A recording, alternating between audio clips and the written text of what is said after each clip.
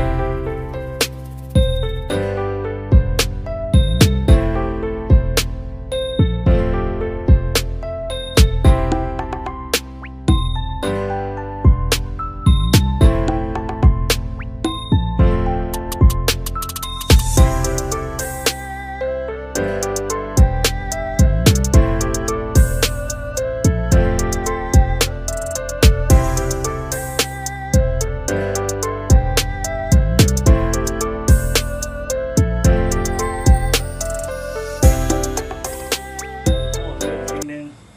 เอาเคล็ดลับมัดใจลูกค้า โอ้เข้าใจเมื่อตัดผมท่านี่นี่กินเบียร์พี่น้องเลยตามเจ้าของงาน